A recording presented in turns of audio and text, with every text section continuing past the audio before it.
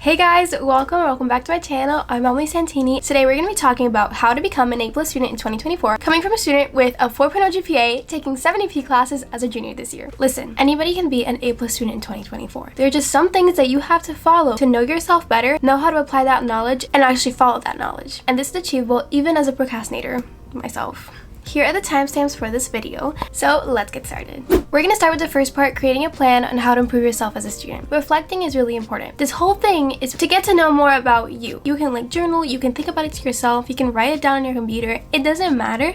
The point is just to know these things as a base for the next step that we're going to do. So what you're going to do is you're going to reflect on your personal struggles and strengths. Also, throughout this whole video, I will be applying what I'm saying to an example in my life to make it easier to understand, because I always find that to be helpful for me. So if I'm reflecting on my personal struggles and strengths, every time I get home from school, I am so exhausted. I can't do homework. It's for some reason that happens that every time I get home from school, like at 4, 5-ish, I just can't. I have to eat and I can't do any work for an hour. That is a struggle of mine. That's something that I need to overcome. However, a strength of mine is that if I follow a list of things to do, I can achieve that. And this is something I know because every time I'm doing chores, I do a list, because having a list makes it easier for me to accomplish things because I can see it. Now we're going to put that information on the side and we're going to reflect on our academic struggles and strengths. You can do this by either just knowing a little bit about yourself, knowing if you're more of a math person, if you're more of an English person, things like that. But also you can go into your quarter grades. So semester 1 just ended. So you have things to reflect upon. You have the end of the year grades and you can use that to see what you need to improve. An example for me is for physics. I love talking about AP physics because that's a hard class that I'm having to really adapt to it, right? When I was looking at my overall grades, I noticed that I do well on tests, but I don't do that well on quizzes. So that's something that I should keep in mind when I'm trying to understand myself a little better, because the next step is understanding why that's happening. You're gonna look at what you're struggling with and you're trying to understand why it is you're struggling with that and not anything else, to see what is the turning point, like what is it causing you to not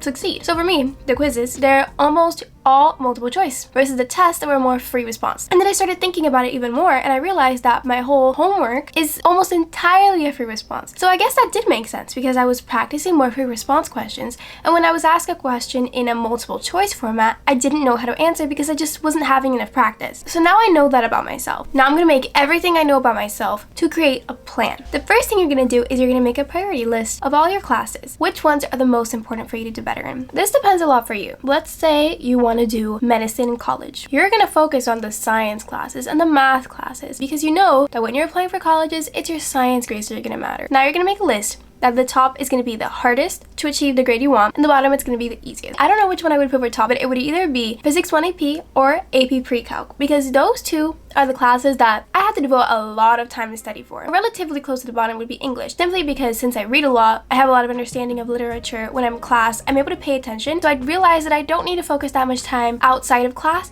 to do well in that class. Sometimes I can take a quiz, not study for it, and get a good grade. Next, you're going to look at your schedule. So if you do a sport, you're going to look at what days do you need to practice. Are you unavailable to do anything school related from 4 to 6? If you do drama, right, a couple of days a week, you're going to have to do rehearsal. So those you're going to be unavailable for those hours. These are things you need to take into consideration because you're going to create your plan. So you're going to take those two lists, you're going to put them together, and you're going to see the classes that you really need to focus on. I want to be a well-rounded student. So you're going to create a plan on how many days and hours you're going to dedicate to studying, and you're going to apply this to a normal week, and you're going to adapt if you're going to have less assessments during that week or more assessments. So for example, for me, Mondays are the best day to get the most done because Tuesdays and Wednesdays are blocked off. I have club and then I also have YouTube to work on. So I'll probably focus more on studying on Monday, studying on Thursday, and studying over the weekend. Those are my best days because I have that time to fully be zoned in and locked in and studying. And the last part of creating a plan is to keep a planner or organization website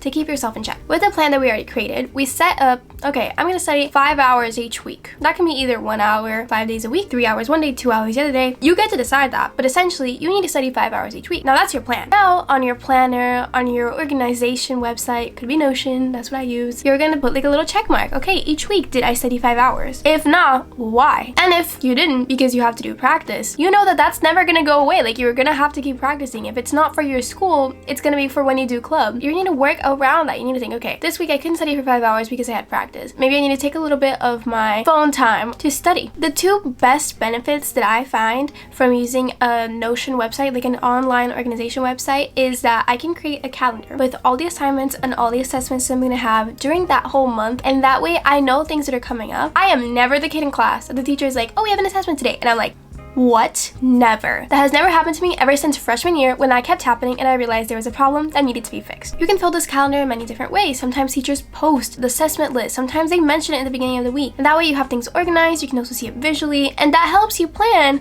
and schedule what days you're going to study more and what days you aren't. You can also use the online website to create a detailed list of everything you're going to do like each day. So a daily schedule. I love doing that, especially because then I can let myself breathe, knowing that everything is planned, I'm going to be okay. Because I also planned everything that I want to achieve that day, like a priority list. So at the end of the day, if I realize that like I'm running out of time, I know the things that I have to do in priority. So the priority things are going to get done, and the less priority things are the ones that don't get done. Second part, we're going to be talking about implementing good habits to make doing schoolwork easier. First thing to talk about is always be reviewing your subjects. This is the same thing as reflecting. How can you improve if you don't know what you're doing wrong? So what you're going to do is every single quiz or test, especially quizzes because you're going to be tested upon later, I review what questions did I get wrong? Why did I get it wrong? Was it a simple mistake that I added 2 numbers wrong? Or was it like a deeper issue? Like I didn't know what I was doing. And then I have steps on how I'm going to overcome that. So if I completely blank, I definitely need to study that portion more. This also is a great way, like if you have it written down, that if you took a quiz before the break and you have to take a test after, something that I have to do unfortunately, I know what I need to work on, even though I completely forgot what the quiz is even like. But I have it written down, so I can always go back to it, remind myself. Another way to do this, especially before a fresh new start, you need to review what happened the semester prior. What were your weaknesses? What were your strengths? What are just things that you need to remember, like basic math formulas, like the quadratic formula. This is also a great way to keep the long-term learning,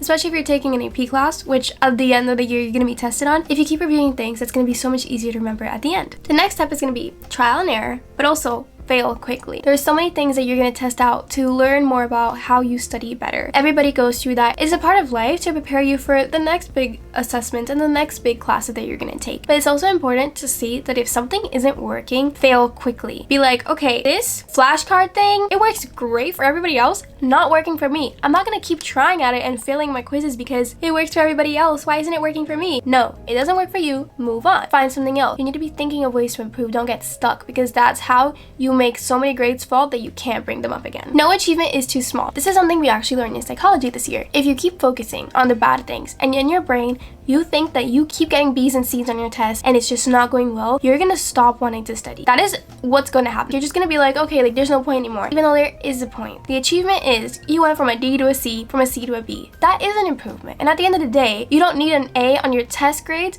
to get an A on your final score. You have your homework and you have the other grades to support it. So change your mindset from I'm not getting an A, I'm never gonna get an A, to I'm improving. I'm going from a D to a C to a C to a B. I'm getting there. The next thing is don't compare yourself to others alongside what everybody tells you, that like you're on your own journey, your journey is different than others. All that is true, but also people lie about the grades they get. They lie depending on who they're talking about to make themselves look better. So if you're comparing yourself to a lie, who is that even helping? Something that I always mention in my videos because it's so important is to use online resources. I already mentioned the practice quiz thing, but also keep in mind that you can look up YouTube videos to have a better understanding of a subject. If you're doing really bad on this type of questions, you can search up a YouTube video showing you how to do it and you do it along with the video. There are so many good resources out there that you can use to improve yourself. And the last thing I want to say, a good habit to keep, is to always be looking at the bigger picture. It doesn't matter if you get a really low test score, if you get a really good test score the next day. At the end of the day, those individual assessments don't matter. It's the big picture. It's your overall quarter grade. It's your overall semester grade. Always keep in mind that other grades will help out. Homeworks,